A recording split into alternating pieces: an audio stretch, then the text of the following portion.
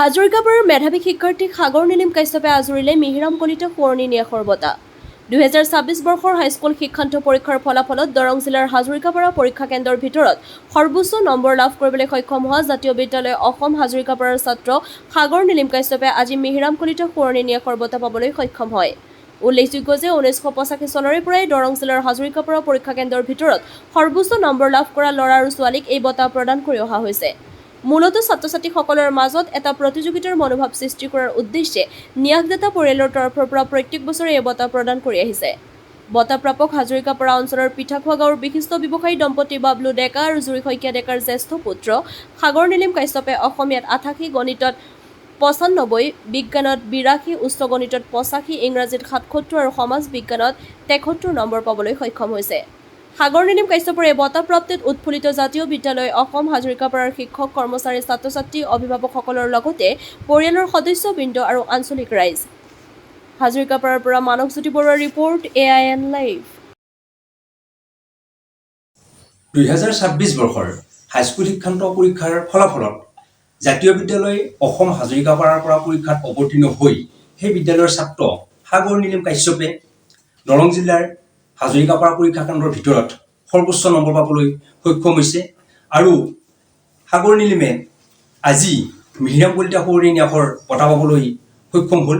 1985 চনৰে পৰা হাজৰিকাপাৰা পৰীক্ষা কেন্দ্ৰৰ ভিতৰত ল'ৰা আৰু ছোৱালী উভয় শাখাতে শ্ৰেষ্ঠত্ব প্ৰতিপন্ন কৰা ছাত্ৰ-ছাত্ৰীসকলক এই বঁটাটি প্ৰদান কৰি অহা হৈছে। শৈক্ষিক ক্ষেত্ৰত ছাত্ৰ-ছাত্ৰীসকলৰ এক প্ৰতিযোগিতাৰ মনোভাৱ অনাৰ অৰ্থে আৰু আজি এই বঁটা প্ৰাপক মেধাৱী ছাত্ৰ সাগৰ নীলিম কাশ্যপৰ গৃহত আহি মই উপস্থিত হৈছোঁ আৰু সাগৰ নীলিম কাশ্যপৰ সৈতে মই কিছু কথা পাতিব বিচাৰিছোঁ।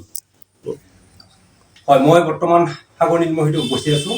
আজি তুমি মিহিৰাম কলিতা সোঁৱৰণি ন্যাসৰ বঁটা পাবলৈ সক্ষম হ'লা। হাজৰিকাপাৰা পৰীক্ষা কেন্দ্ৰৰ ভিতৰত মানে এটা অতি সন্মানীয় বঁটা, এই বঁটাটো পাই তোমাৰ কেনেকুৱা অনুভৱ? এই বঁটাটো পাই মই অত্যন্ত সুখী অনুভৱ কৰিছোঁ।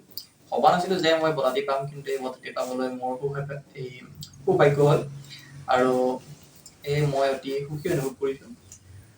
তুমি কেতিয়াবা ভাবিছিলানে এনেকুৱাকৈ? নাই, মই আগতে এনে ভবা নাছিলোঁ, কিন্তু এটা ভাবিছিলোঁ যে ৰিজাল্টটো ভাল কৰিব লাগিব আৰু এইটো হ'ল আৰু ভাগ্য।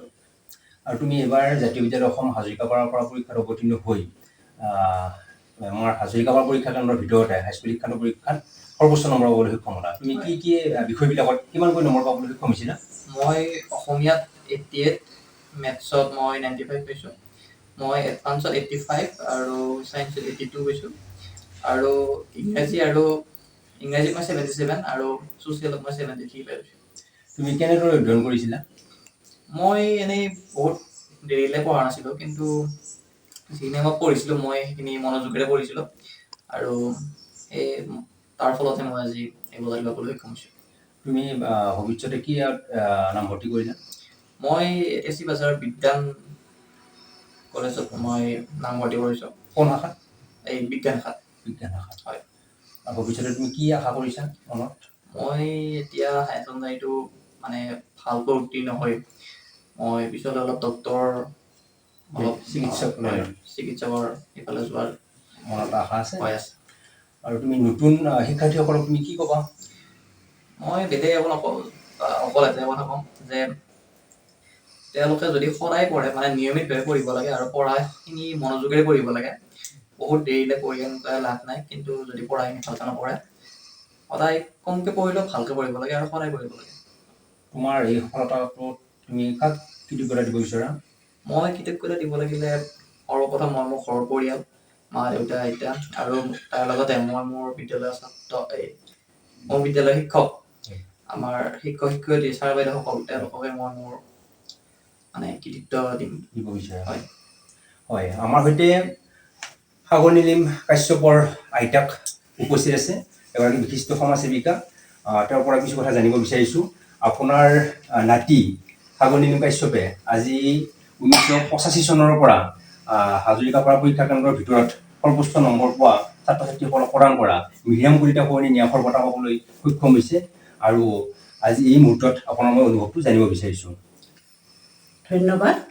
মই আজি মোৰ নাতি এই পুৰস্কাৰটো পাবলৈ সক্ষম হোৱাত মই অতিকে আনন্দিত হৈছোঁ আৰু এই মিহিৰাম কলিতা সোৱণি ন্যাসৰ যিটো এটা তেওঁলোকে হেৰি কৰিছিল ছাত্ৰ ছাত্ৰীৰ মাজত, মিহিৰাম কলিতা আৰু লক্ষীবালা কলিতা, ৰবীন্দ্ৰ কলিতা, কিৰণবালা কলিতা, এই চাৰিওগৰাকীৰ কাৰণে মই আজি তেখেতসকল নাই, তথাপি মই ধন্যবাদ জনাইছোঁ। আৰু এই অঞ্চলত সকলো অভিভাৱক ছাত্ৰ ছাত্ৰীৰ ওপৰত যিটো প্ৰতিযোগিতামূলক মনোভাৱ তেওঁলোকে আনিছিলে, তাৰ কাৰণে আজি 42 বছৰৰ পৰা।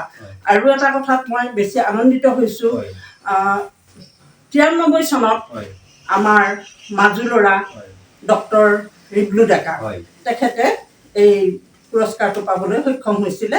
আৰু আজি 33 বছৰৰ পিছত এই ন্যাসৰ বঁটাটো মোৰ নাতিয়ে পাবলৈ সক্ষম হ'ল। তাৰ কাৰণে মই ইমানেই আনন্দিত হৈছোঁ, মোৰ ভাষা নাই ক'বলৈ। গতিকে মই সকলো অভিভাৱক বা ছাত্ৰ ছাত্ৰী, ল'ৰা ছোৱালী সকলোকে কওঁ, তেওঁলোকেও যাতে এনেকৈ এটা প্ৰতিযোগিতামূলক মনলৈ এটা প্ৰতিযোগিতা ভাৱ আনি তেওঁলোকেও যাতে পাম বুলি এটা আশা কৰি পঢ়া শুনা কৰে, তাৰ কাৰণে মই তেওঁলোকক আশীৰ্বাদ কৰিছোঁ। আৰু মই সকলোকে ধন্যবাদ জনাইছোঁ। আৰু মৃতকৰ যিসকল ব্যক্তিয়ে এই ন্যাসটো প্ৰদান কৰি থৈ গ'ল, তেওঁলোকৰ আত্মাৰ সদ্গতি কামনা কৰিছোঁ। তেওঁলোক য'তেই থাকে কুশলে থাকক, ভালে থাকক, তাৰ কাৰণে মই তেওঁলোকক প্ৰণাম জনাইছোঁ। নমস্কাৰ, ইমানখিনিয়ে ক'বলগীয়া। আমাৰ সৈতে সাগৰ নীলিম কাশ্যপৰ মাতৃ উপস্থিত আছে। মই তেওঁৰ পৰা কিছু কথা জানিব বিচাৰিছোঁ। আপোনাৰ পুত্ৰই আজি মিহিৰাম কলিতা সোৱণিৰ দৰে এটা অতি গুৰুত্বপূৰ্ণ সন্মানীয় বঁটা পাবলৈ সক্ষম হৈছে। হাজৰিকাপাৰা পৰীক্ষা কেন্দ্ৰৰ ভিতৰত এই 2026 বৰ্ষৰ হাইস্কুল শিক্ষান্ত পৰীক্ষাত সৰ্বোচ্চ নম্বৰ পোৱাৰ কাৰণে 1985 চনৰ পৰা এই বঁটাটো প্ৰদান কৰি আহিছে শৈক্ষিক ক্ষেত্ৰত উত্তৰণৰ কাৰণে। আৰু এই মুহূৰ্তত আপোনাৰ মাতৃ হিচাপে সাগৰ নীলিম কাশ্যপৰ কি অনুভৱ?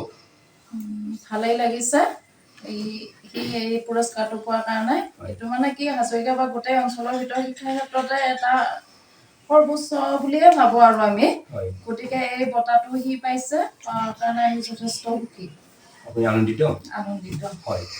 এনেদৰে জাতীয় বিদ্যালয় অসম হাজৰিকাপাৰাৰ মেধাৱী ছাত্ৰ সাগৰ নীলিম কাশ্যপে এই বৰ্ষৰ হাইস্কুল শিক্ষান্ত পৰীক্ষাৰ ফলাফলত হাজৰিকাপাৰা পৰীক্ষা কেন্দ্ৰৰ ভিতৰত সৰ্বোচ্চ নম্বৰ লাভ কৰি 1985 চনৰ পৰা প্ৰদান কৰি অহা মিহিৰাম কলিতা সোৱণি ন্যাসৰ বঁটা পাই আজি গৌৰৱান্বিত হৈছে। নিজৰ বিদ্যালয়লৈ গৌৰৱ কঢ়িয়াই আনিছে, অঞ্চলৰ কাৰণে এক আশাৰ বতৰা কঢ়িয়াই আনিবলৈ সক্ষম হৈছে। আৰু সাগৰ নীলিম কাশ্যপে অনাগত দিনত এগৰাকী সুচিকিৎসক হোৱাৰ সপোন মনত ৰাখি তেওঁ অধ্যয়নৰ কাৰণে ইতিমধ্যে চিপাঝাৰৰ বিজ্ঞান মহাবিদ্যালয়ত তেওঁ নামভৰ্তি কৰিছে। অনাগত দিনত সাগৰ নীলিম কাশ্যপৰ এই মনৰ আশা বাস্তৱ ৰূপ পাওক। সাগৰ নীলিমৰ উজ্জ্বল ভৱিষ্যত আমিও AIN লাইভৰ তৰফৰ পৰা আন্তৰিকতাৰে কামনা কৰিলোঁ। যিকোনো খবৰ আৰু বিজ্ঞাপনৰ বাবে যোগাযোগ কৰক 7896121996।